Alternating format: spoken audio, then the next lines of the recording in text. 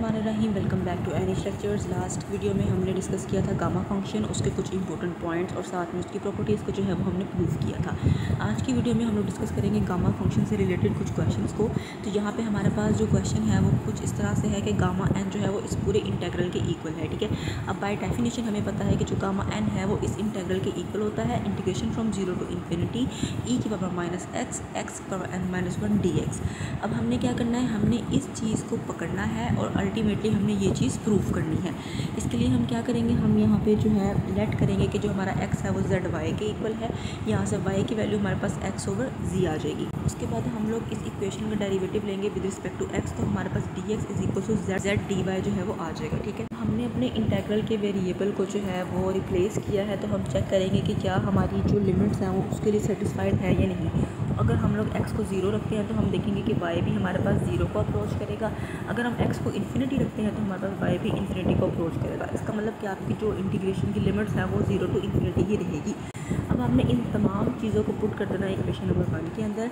यहाँ पे हमारे पास e की पावर माइनस एक्स था, तो x की जगह पे z y आ जाएगा, x की जगह पे यहाँ पे z y आ जाएगा n माइनस 1, और dx की जगह पे हमारे पास z dy आ जाएगा। ठीक हो गया। हमने z y को जो है वो ओपन करके लिए दोनों की पावर हमने n माइनस 1 कर दी है। एक ये z मौजूद है, एक ये z मौजूद है। इन दोनों को आप सोल्व करेंगे, हमारे पास माइनस 1 प्लस 1 कैंसिल हो जाएगा, आपके पास z n आ जाएगा, y n minus 1 as it is पड़ा रहेगा। ठीक हो, हमने इस चीज़ को करना है, तो इसको देखते हुए हम लोग अपने नेक्स्ट स्टेप्स करेंगे। ठीक है, अब यहाँ पे z n को जो है वो हम लोग इंटीग्रल के साइन से बाहर ले जाएंगे, बाकी तमाम टर्म्स एज इट इज़ यहाँ पे आ जाएगी। एक और बात डिस्कस कर लें, हमारे पास 0 टू इन्फिनिटी जो इंटीग्रल होता है, जो ये लिमिट होती है, इसको हम लोग बेसिकली डेफिनेट इंटीग्रल जो है उसी में कंसीडर करते हैं।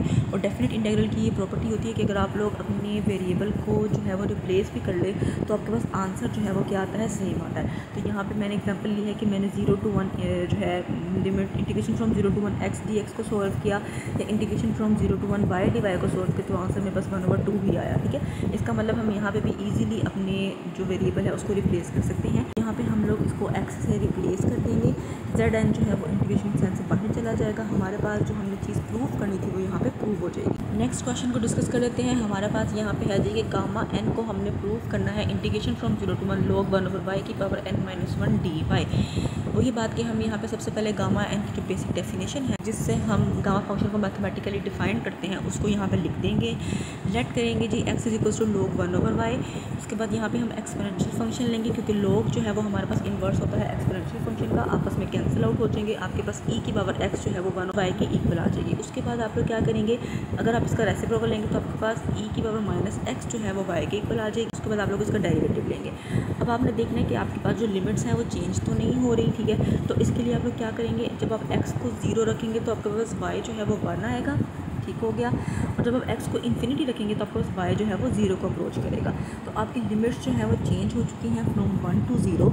इन सब को आप पुट कर देंगे अपने इक्वेशन नंबर 1 के अंदर। हमारी लिमिट्स जो है वो 0 से इन्फिनिटी तक थी, लेकिन अब हमारी लिमिट्स जो है वो 1 से 0 बन चुकी है। उसके बाद आप सारी वैल्यूज़ को यहाँ पे पुट कर देंगे। यहाँ से e की पावर माइनस एक्स dx जो है वो इक्वल होते हैं माइनस dy के, तो अब यहाँ पे इसकी वैल्यू को पुट कर देंगे। माइनस जो है वो इंटीग्रेशन साइन से बाहर चला जाएगा, बाकी सारी टर्म यहाँ पे एज इट इज़ आ जाएगी। इंटीग्रेशन की एक और प्रॉपर्टी है कि जब आपके पास माइनस जो है वो इंटीग्रेशन के साइन से बाहर आता है और उसको अगर आप लोग सोल्व करते हैं तो उससे क्या होता है कि आपकी इंटीग्रेशन की जो लिमिट्स हैं वो चेंज हो जाती हैं, मतलब उलट जाती हैं। ठीक है, अपर लिमिट जो है वो लोअर लिमिट बन जाती है और जो लोअर लिमिट है वो अपर लिमिट बन जाती है। ऐसा करने से हमारे पास आंसर जो है वो सेम आता है। अब मैंने एक एग्जांपल ली हुई, आप उसको देख सकते हैं। ठीक है, अब यहाँ पे भी हमने माइनस को सोल्व किया, हमारी जो लिमिट्स ऑफ इंटीग्रेशन थी वो 1 टू 0 थी, अब वो क्या हो चुकी है जी 0 टू 1, जो हमें रिक्वायर्ड थी। ये हमारा पूरा इंटीग्रल वो वाली चीज़ बन चुका है जिसको हमने प्रूव करना था।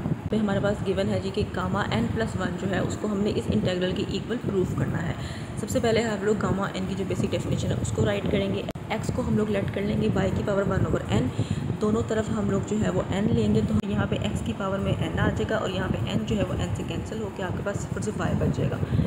अब आप लोग लिमिट्स को चेक करेंगे, जब आप x को 0 रखेंगे तो हमारे पास y भी 0 आएगा, जब आप x को इन्फिनिटी रखेंगे तो y भी इन्फिनिटी आएगा।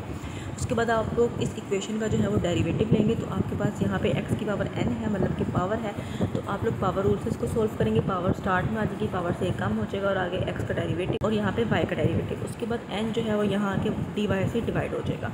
इन तमाम टर्म्स को आपने पुट कर देना है इक्वेशन नंबर 1 के अंदर। तो यहाँ पे e की पावर माइनस एक्स थी, अब हमारे पास x की वैल्यू जो है वो क्या है, y की power 1 over n। Minus y की पावर 1/n बन जाएगा। आगे x N minus one D x जो है वो एज इट इज़ रहेगा। यहाँ पे हमारे पास X N minus one D x जो है उसकी value D Y over N है, वो यहाँ पे हम लोग पुट कर देंगे। 1/n जो है उसको कांस्टेंट है, उसको इंटीग्रेशन के साइन से बाहर ले जाएंगे, हमारे पास ये दोनों चीज़ें बचेंगी। ठीक हो गया।